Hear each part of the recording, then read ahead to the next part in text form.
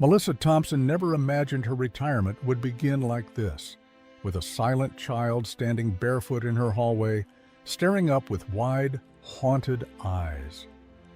It had only been 2 weeks since she'd visited a local outreach center in Charleston. She hadn't gone there to adopt, just to donate some books and maybe read stories to the kids. But the moment she entered the room, she noticed one little girl standing alone near a window, wearing a filthy brown shirt and oversized jeans. The girl didn't cry, she didn't smile, she simply watched.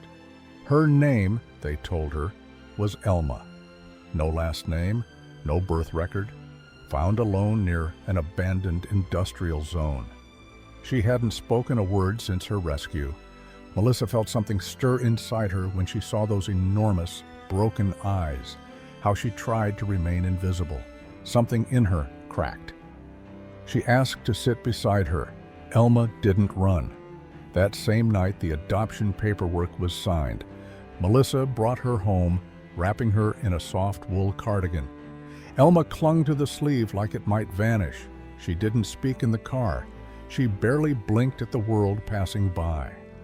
At home, Melissa showed her the lavender-painted bedroom she had prepared, a bed with moon-printed sheets, a small bookshelf with picture books.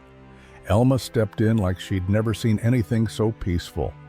That first night, Elma didn't touch her soup, didn't sit, just stood near the wall, like she was waiting for instructions or punishment. When bedtime came, Melissa let her sleep how she wanted.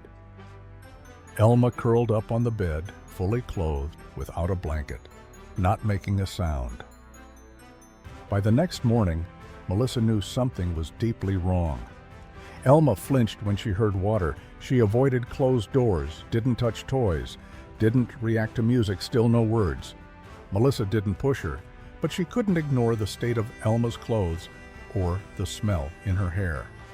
So she tried a bath, a gentle one. She warmed the water, added bubbles, placed a small yellow duck on the edge. She knocked gently. "Sweetheart," she whispered, "do you want a warm bath? I'll be right here with you." Elma hesitated, then followed her in. Melissa helped her remove her shirt. It was so thin, it nearly dissolved in her hands. When she poured warm water over the child's back, Elma screamed. A raw, terrible sound. She leapt away, slipped, fell hard against the tub. Melissa rushed forward, but Elma was already panicking, eyes wide, mouth open in a silent wail, arms flailing. And Melissa froze, not because of the scream, but because of what the water revealed. Scars, long pale scars, rope-like lines down her back, circular burn marks on her arms, bruises, old, layered, silent proof of unspoken horror. Melissa's hand flew to her mouth. Elma screamed again, this time not just from fear, from memory. Melissa grabbed a towel and wrapped her, whispering, "You're okay, you're safe, no one's going to hurt you." Elma didn't answer. She only clung tighter. That night, Melissa didn't sleep. The scars were too real, too fresh. Someone had done this. She thought of every article she'd read about child abuse, trafficking, fake adoption networks. Could Elma have escaped one? Call to action. Inserted here. Before we continue, if your heart is racing like Melissa's, please take a moment to subscribe to this channel. We share real, emotional, and unforgettable stories like this one every week, and your support helps us reach more hearts around the world.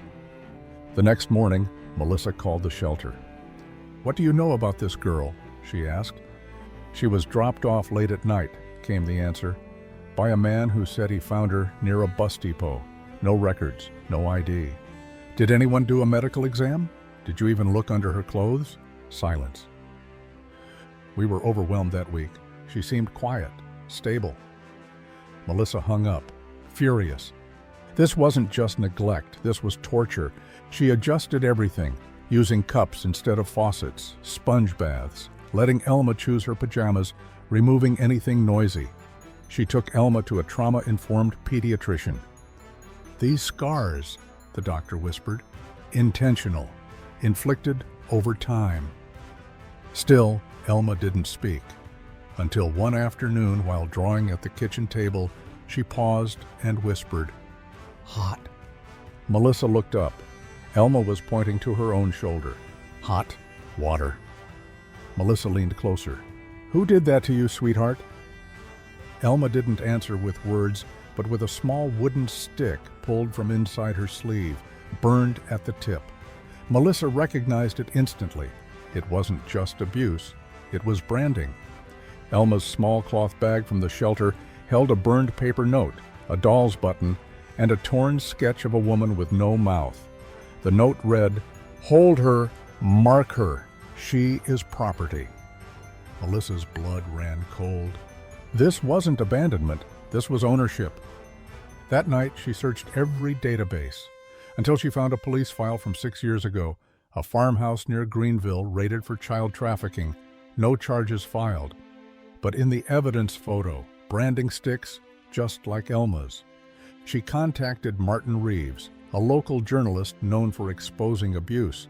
She showed him the note, the stick, the scars. Martin listened, then said, "We're going public, but we'll be careful." They contacted the authorities. A report was filed, medical photos taken, the case reopened. Something incredible happened. Elma, once mute, began to speak, just one word at a time. "Red truck." "Big man." "A room with a small window." "Hot water." No scream. Each piece led to another. Other children were identified across the country. Some recognized the branding stick. One had seen the same paper note. The man behind it all had changed his name, moved, hid. But the case grew. One morning, while eating cereal, the phone rang. "He's been arrested," the officer said, "thanks to Elma's testimony." Melissa turned to Elma, tears in her eyes. "He can't hurt anyone anymore." Elma stared for a moment, then whispered, "Good." 3 months later, in a packed courtroom, Elma stood beside Melissa as the verdict was read. When asked if anyone wished to speak, Elma raised her hand. "You called me property," she said, "but I'm not. I belong to me, and I'm not afraid of you anymore." The court fell silent. The judge blinked back tears. The man was found guilty on all counts. On the day Melissa legally adopted Elma, sunlight poured through the courthouse windows. Elma wore a blue dress, her hair braided with yellow beads. She held Melissa's hand tight. "Do you understand what this means, Elma?" the judge asked. She smiled. "It means I'm free." That night, she stood in front of the small wall-mounted box in her bedroom. Inside, the branding stick, and beside it, a handwritten sign in crayon. "I am not property, I am loved."